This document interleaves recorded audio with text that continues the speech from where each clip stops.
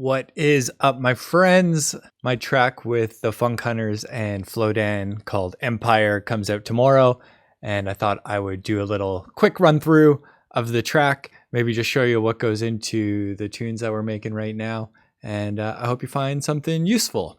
So here is the session.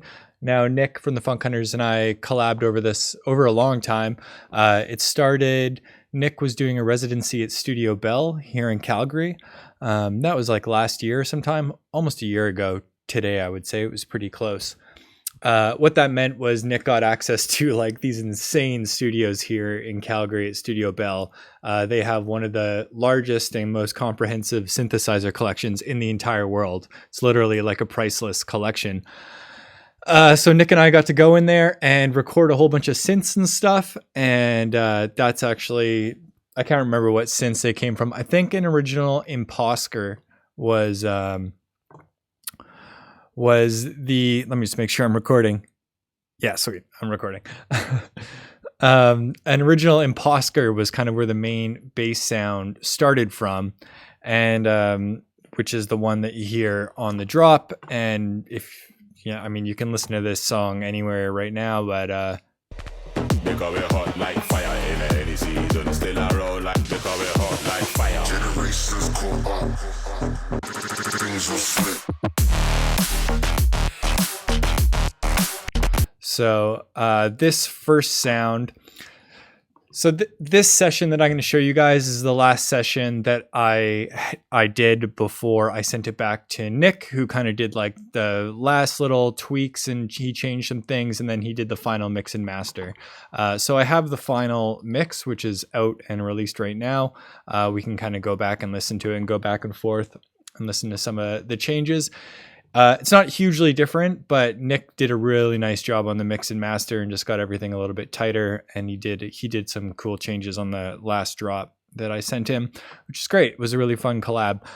So this sound here in the bass, that I don't have the original. That sound is actually like 3 different bass layers. It was the original Imposker sound we recorded, and then like a whole bunch of extra distortion and like white noise kind of put into it. And we ended up getting these hits. And then these are kind of like variations and stuff. If we listen. Why don't we come back to the bass in a second? But I was just kind of like sharing the story of how it started. So this original sound came from like an Imposker, like super old, very hard to find synth. Then we beefed it up and stuff like that. And then most of the other synths and stuff like that are kind of like Serum and different kind of, just like kind of standard bass music synths that, you know, you do some sound design and create and toughen up. And so, you know, the main drop sounds like...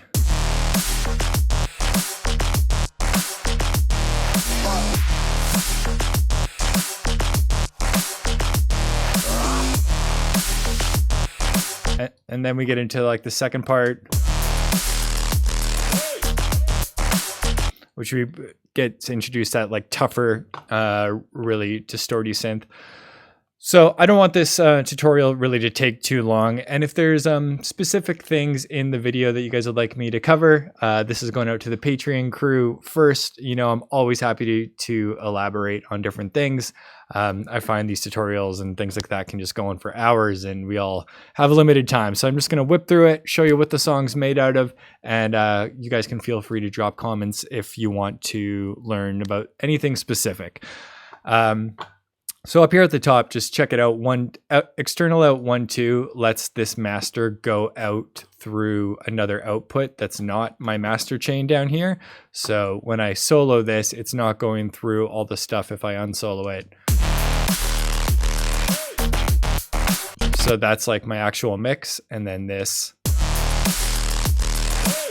that's the actual master that Nick did. So let's run through it. So that's the final mix. Up here at the top, we have a side chain trigger track. which is just 2 clicks right here. My homie Slink made this a long time ago, and it's just like a super easy thing to use. You have your side chains here. You just write the patterns of your kicks or your kicks and snares, and then drag the sidechain things here. Just drop them on whatever group you want. So there would be those on the subs and the basses and FX to a lesser extent, and you just change the attacks and releases and stuff. And like I said before, this also isn't the final mix. Nick would have bounced all the stuff out and put it into Pro Tools and done that. So he would have his own techniques on everything, but like he probably would have bounced everything out probably with the side chains, I would imagine. Who knows? I'll ask Nick to see if he wants to do a quick video about his final mix and master.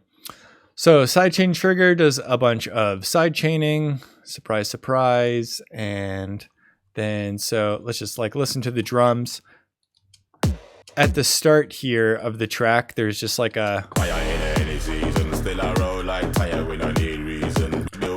kind of just like an intro. So there's this one kick and it just has the subs cut out of it. And then when we get into the breakdown, you can see that the kicks actually have like the low sub frequencies in, and then on the drops, and you can just see volume wise, we've got them turned down just in the clip envelope, just turned down a bit, and then on the main drop.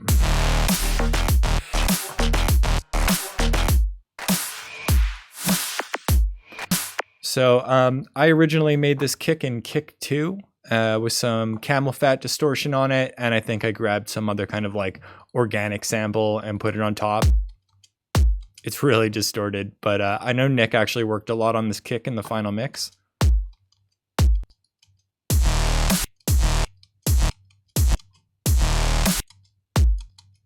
Sounds pretty similar in his mix, except probably just like a little bit less distorted, and that just might be from a whole bunch of chains. Yeah, that one's really pumping. Whatever. But just a kick, yeah, I made in kick 2 with another sample put on top and some distortion, just to give it that big meatiness. You can see just like tons of sub coming down here, peaking at 0 on the low end. And then the snare,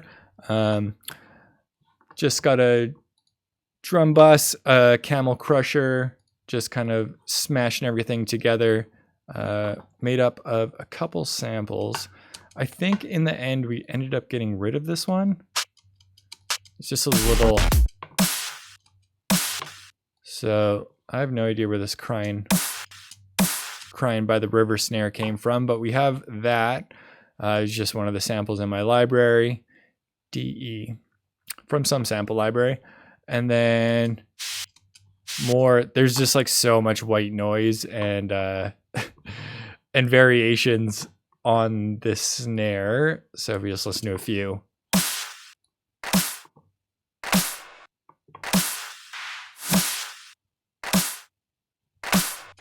So yeah, just like a couple little like reverby sample patterns added onto it. Yeah, and then everything just kind of getting crushed together. A little bit of distortion. You can hear it's adding a lot of gain and stuff. It's not super changing the sound, but just a little bit of tube distortion kind of on everything to gel it all nicely together. And then yeah, that pattern kind of like repeats, kind of, you can see, and then with like a suck in reverse sound, you know, that's just like that whole same thing, just like turned down and reversed. And yeah, and then some like a little 8080 crash and some hats.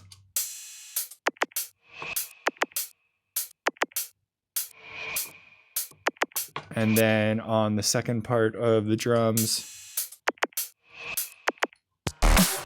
do I not have my drums keyed? Yeah, I thought I did. Oh, that's on, that's why. There we go. I just have the D key set to solo the drums, but my MIDI keyboard was on. Anyways. sounds like that. And then on the like drop 1B, you can see right here, nice Oliver hat loop. Kind of that classic mid-tempo style is that you just have the hats on the first, just on the kick and snare on the first part of the drop, and then on the second part of the drop you bring in the extra hats.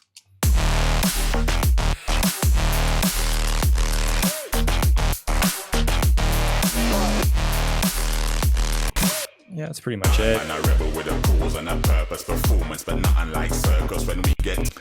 And that's pretty much it as far as the drums go. Just like a big kick, a big snare, a little bit of like nice perk that does, you know, what it's supposed to do. And what's this? Yeah, just like a couple like effectsy kind of things.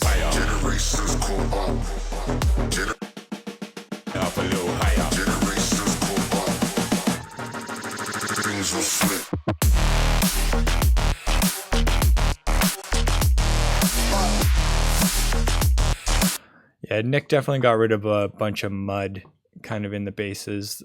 And yeah, just did some nice, he's got lots of fancy, expensive gear at his studio. So I have no idea what he really did, but sounds good. So good job, buddy. Now, so that's more or less the drums, you know. I don't know what this is, some kind of crash. Yeah, some kind of effectsy thing. Cool. So that's more or less the drums. And then, yeah, all that just gets limited with a fab filter limiter. The gain here would have just been to push the samples to 0 because they must have gotten, I think when Nick sent me one of his mixes, yeah, he had turned everything down to -6, whereas I usually just keep everything at 0 for ease sake. Anyway, so there's that. And now when we get to the subs, we kind of have this like these first basses that come in. That's just like head run like one of our patches somewhere through some like distortion or a guitar rig or something, because it kind of sounds like, you can hear it sounds like a guitar. Top end's cut off with some reverb just to kind of give it that intro-y space. Paid the costs. It's kind of like filtery, plucky kind of bass, which there's a few versions. There's like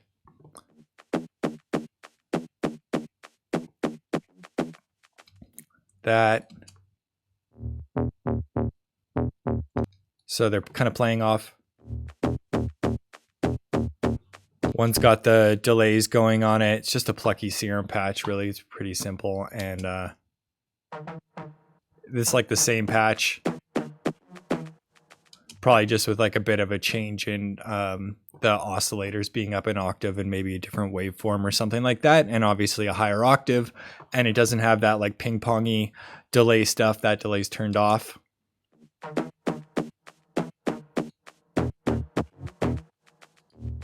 We build the empire because we're hot like fire in it. And so here, like, no subs going on. And then also remember the kick. When the kick comes in, it's a subdued, no low end kick. But these big 808s come in. So if we like bring up span, we can watch everything come in. Because we're hot like fire in any season, still a road. And also at the start, these subs, they're turned down. So that's on purpose. We don't want to blow our whole load of bass and sub frequencies right at the start, right? So we're coming in with these kind of 808 subs, a bit quieter, and then on the drop, our sub patch hits and the subs coming in pretty much right close to 0.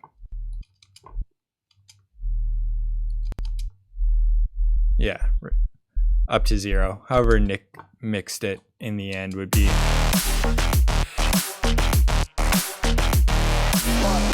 I'm sure he did something similar if I just go look at his final mix.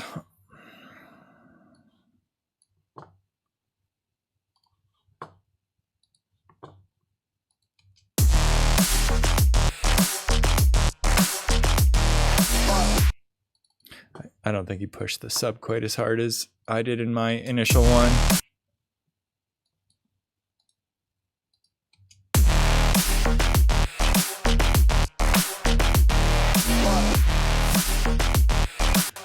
Yeah, they're about the same actually, sub-level wise, because like even though I have it programmed when it's by itself to be hitting, you know, close to 0, when everything else hits and you get the drums and you have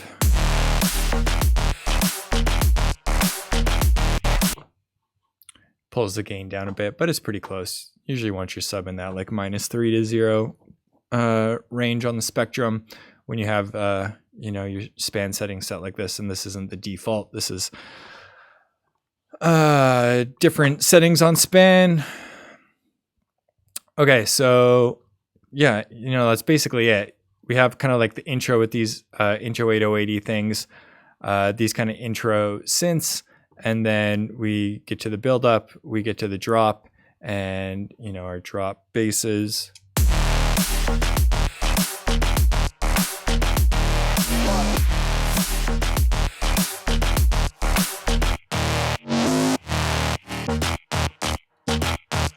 So these are all, you know, just different serum patches, and you know, this is the part where we could talk about hours about how every single thing is made, but you know, for the most part, they're a bunch of complementary patches, a bunch of checkerboarding of different, you know, variations and stuff. Some of them are in samplers and stuff. What's this one, Dan?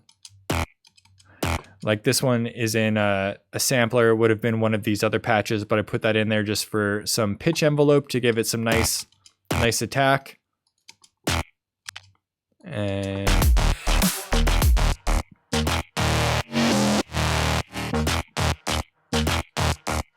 just kind of making a really big stack of sounds with that intro higher octave that also is in there. But also the, I think over here, the, and freeze this. Yeah, you can see. So like in the intro, that there's a bunch of the frequency is low pass before it gets into this culture vulture, which is a distortion. Let's just listen to how shit that sound is until you throw it through a culture vulture, which is a really nice distortion plugin, and also this UAD reverb. I mean, I use lots of UAD stuff, but this is the last song I'm doing before I move to my PC system. Actually, I'm finishing one with KLab that's still on the Mac here, but it's like my Mac is just dying from these big sessions. So, yeah, anyways, it's just like a little synth. It's like pretty basic, just a little pluck on the filters and whatever, some like wavetable position moving stuff.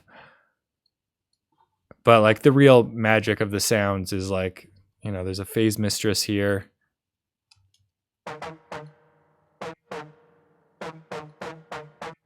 So that phase mistress giving a lot of like stereo and movement, and then filtered into the culture vulture distortion with a bunch of reverb after.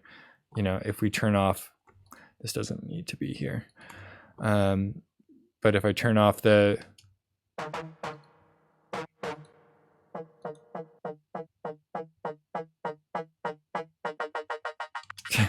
it's like it just goes to show like how much like processing goes into sounds to make them interesting.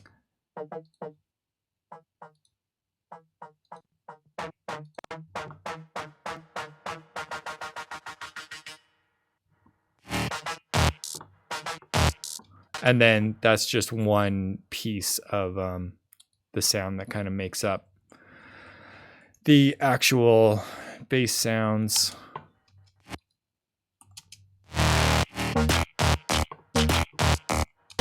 And then these are all, this is just its own kind of like bass top group, limited, and then we have a subgroup playing alongside it.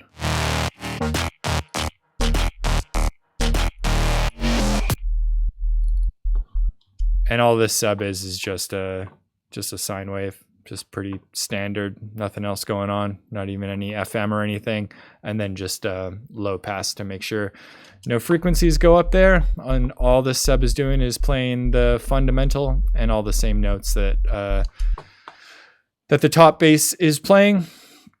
So for the most part, this is usually how I do my basses. If there's a lot of like crazy Reese pitch bendy stuff, then usually I'll leave the subs in those because it's really hard to like program a separate sub for super pitch bendy basses. So yeah, you kind of have to just like case by case basis on how you do it. But that's, you know, pretty much the layers of that. And then the only other really things to say is like on the next parts, like on the second drop, there's like just that big, super aggressive, it's kind of like the 1788 style sound.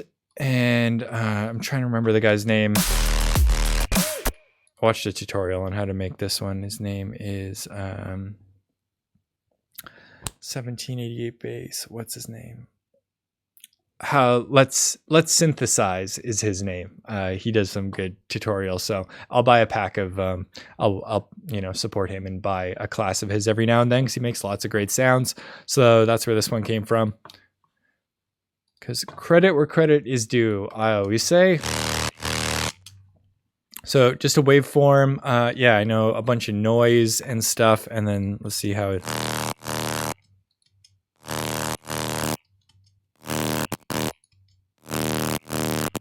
So I always, I do a lot of the stereo on my basses with this rack, and I'll show you what that is in a sec. But yeah, like what's in here, some distortion, no hyper dimension. So let's synthesize, whatever his real name is. Let's synthesize is his like YouTube channel.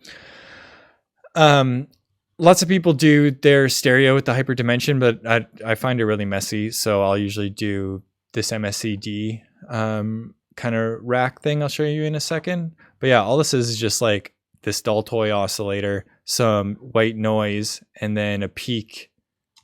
Is this even sign macro 1?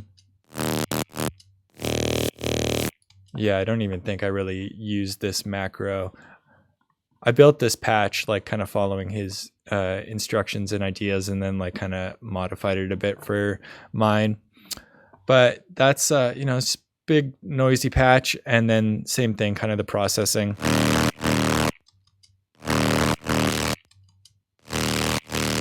OTT really brings out that top kind of noise. Yeah, so you know, you just get that oscillator through the distortion.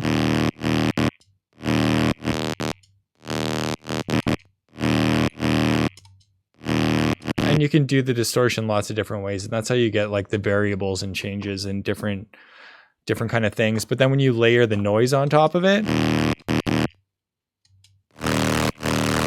and put that through the distortion with everything else, then you get that, you know, that kind of gritty, you know, mid-tempo bass kind of thing. And then OTTing it just really flattens it out and gives it a nice kind of even thickness. And then we're cutting the sub out. And then here, so this is how I do a lot of the stereo stuff. So this is with a free plugin called MSED. It's made by Voxango. It's the same people who make Span. And what's great about it, it's free. So you have this mid mute and side mute. So you can make a rack. So this is like a stereo doubler rack. This is basically just a Haas effect. So left delay by a few milliseconds and the right delayed. So left delayed by 14 milliseconds and the right side delayed by 24 milliseconds.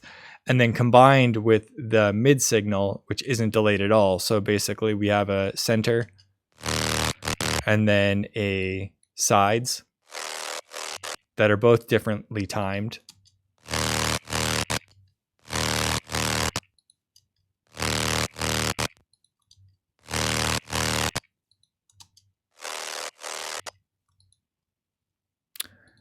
And then, yeah, this is just like this doubler is, so it's high pass. So the right side is high pass at 819 hertz. And the left side high passed at 738. You can see these right here. And then the right side would have this one.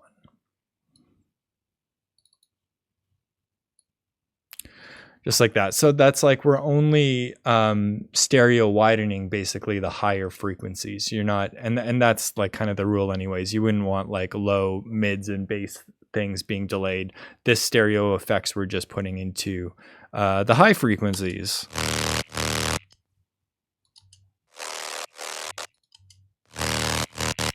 Cool. So that's pretty much it. I mean, for that sound, I'm sure you guys wanted to see inside some of these patches. And yeah, a little bit of reverb. That's completely dry, so that doesn't matter.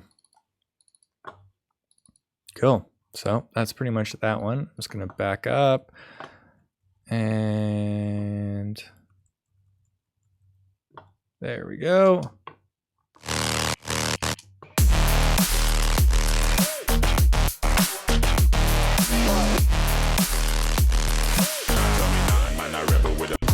So it's kind of like the drop. And then other things that are going on is that we have Flowdan, his Vox.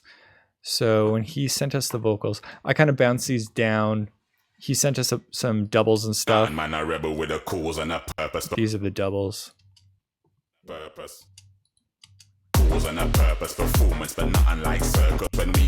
So I think Nick may have changed. Let me listen.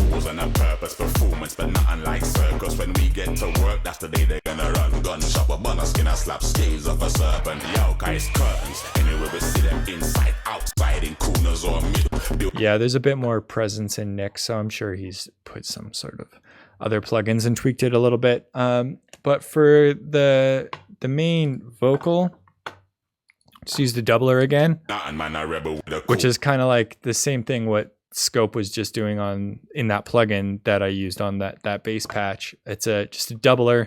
So this doubler, this is the direct signal, and then the left and right side. So pan 45 degrees left and 45 degrees right. Same thing, high pass and quite quiet in the mix.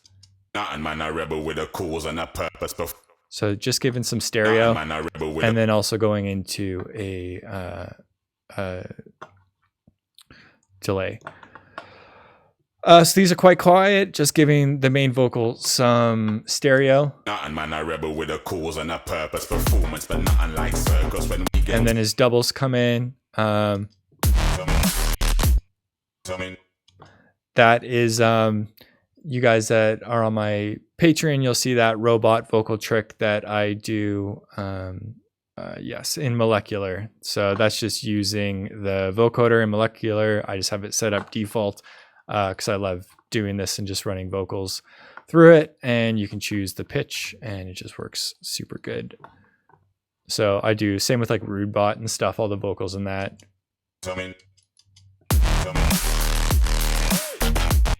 Yeah, and just little ad libs and stuff. That's pretty much that. And then we got some Noam Chomsky stuff. So why have an empire? Which I think Nick probably messed with a little bit more, but kind of this song is about, you know, from Flowdan's point of view, for us, it's like we're building our empire, our musical empire, our like-minded empire of amazing people like you guys, you know, and it's like the juxtaposition of like the corrupt empires that we find ourselves living in, the monopolies and the government corruption and, you know, the oligopolies and money that controls everything. So that empire's crumbling, whereas our empires are thriving and we're building it. So if you look at the cover art, there's also the juxtaposition of like the new and the crumbling in the back and forth in the cover art. And then there's that other sample that we got in, the generations call up, things will switch. And then, yeah, same thing. And then on the second drop, I had kind of just like left it open for Nick to do some extra stuff. I just left all the patches and things, and I'll play you what Nick did in a second, but I'd also added some extra synths that come in, these kind of like rave synths. Oh, not that one. Where is it? These ones, I think.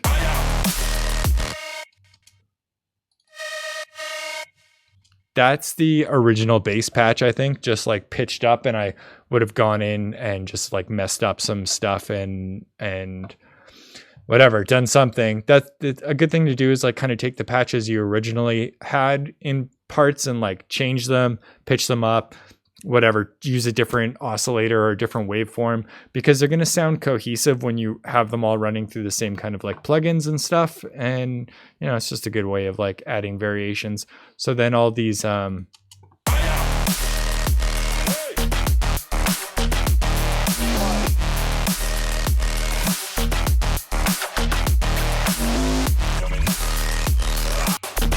I'd done some like,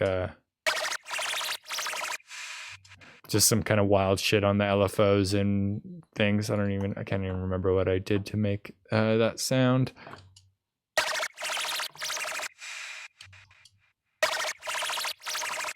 Yeah, so that's like modulating the sync with different LFOs.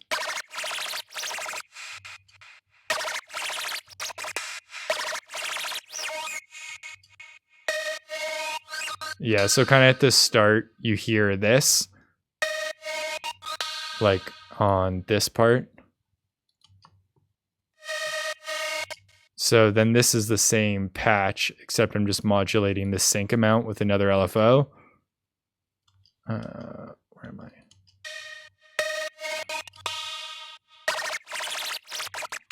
I?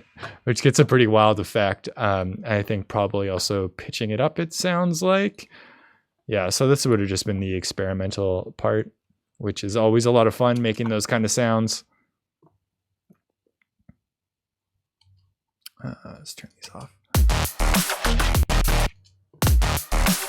So that was all just kind of ear candy stuff to add to the second drop. And then Nick did a great job. He like extended the hits. I'd kind of... So when Nick got a hold of him, he had his own... I sent him this session and he has another session. So he changed that to these longer hits. And then he added some cool like effect that sounds like water on the basses. I don't know what he did.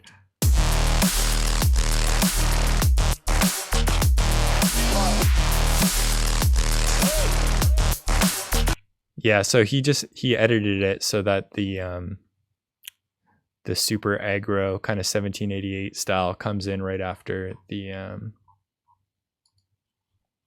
first hit, which works really good. And then he did that watery sound.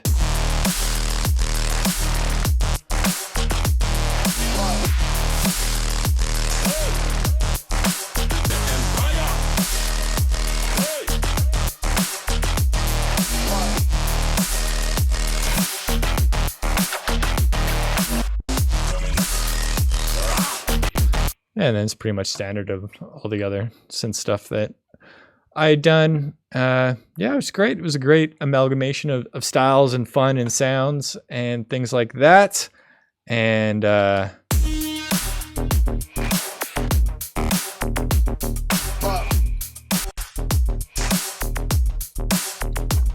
know, that's pretty much it. And then just a mix out.